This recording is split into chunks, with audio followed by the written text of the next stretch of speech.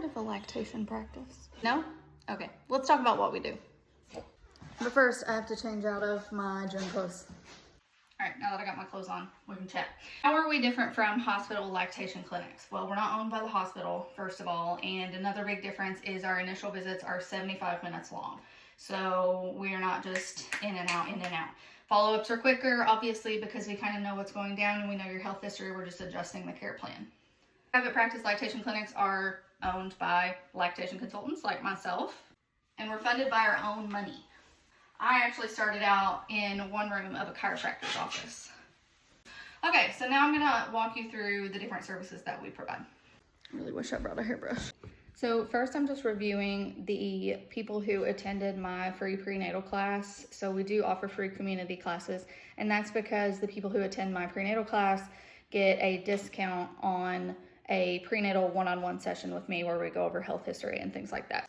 So I run the show around here. It's me, only me. I will say I do have an office admin, Macy. She's really wonderful, and she helps me stay organized because I am very type B, which I think most entrepreneurs are. But I do have other providers who help me provide the service. So I'm gonna show you one of our rooms.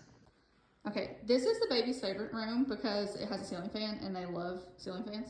So you can see it's kind of different from the typical clinic setting where it feels like kind of cold and just like not welcoming. A lot of people come in and they're like, oh my gosh, this is lovely. You know, we really love it. We used to have a curtain up, but it fell down. So I have yet to have my husband, AKA the handyman, come and fix it. This is our second room.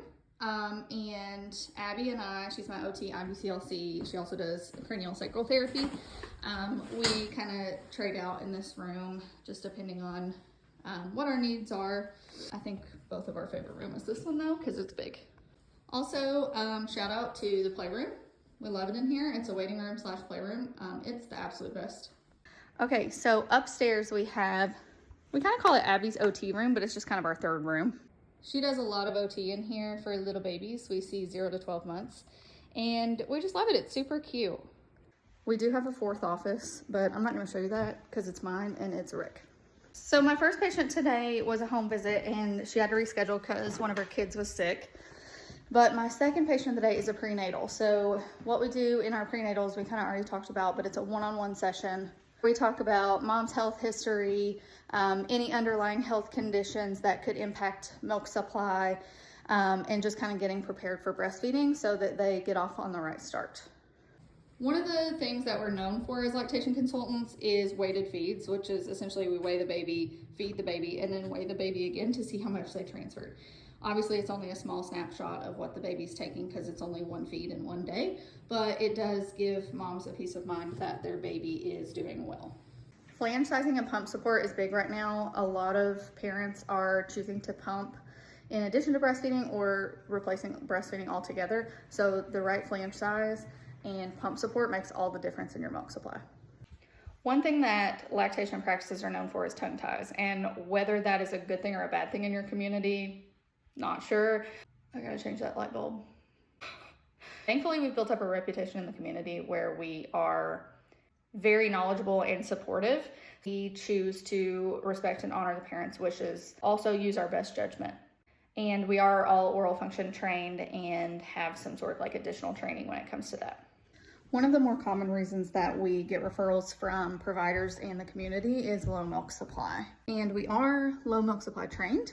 This is what a lot of people don't understand. Like, a lot of people think that we are just counselors and support people, which of course we do play a role in that, but we are clinicians.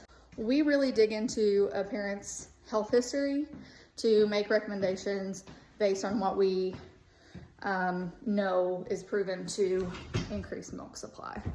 A counselor just doesn't do that. I also want to emphasize that, like, there are so many different titles for different professions. So like a mental health counselor obviously is also a clinician. But I think lactation consultant is an interesting term, and there is a lot of debate around that. I really like the term lactation therapist, but there's a lot of controversy around that because obviously there's speech therapists and there's mental health therapists, and there's like people who go to years and years of grad school to earn that title, and like we just don't have to do that. So it's kind of a gray area. Another very common issue that we run into as practitioners is, well, two of them, breast refusal and bottle refusal. So these babies are just all of a sudden refusing the breast or refusing the bottle. And that can be very, very, very distressing for families. So we are trained in supporting those families and getting those babies back to the breast or starting a bottle. But yeah, now you know what a lactation clinic is. I feel like a lot of people don't really know that we even exist. So I just wanted to bring awareness to what we do. And if you are a private practice lactation consultant and have a lactation clinic or even a home-based lactation or telehealth-based lactation practice, I would love to hear from you in the comments.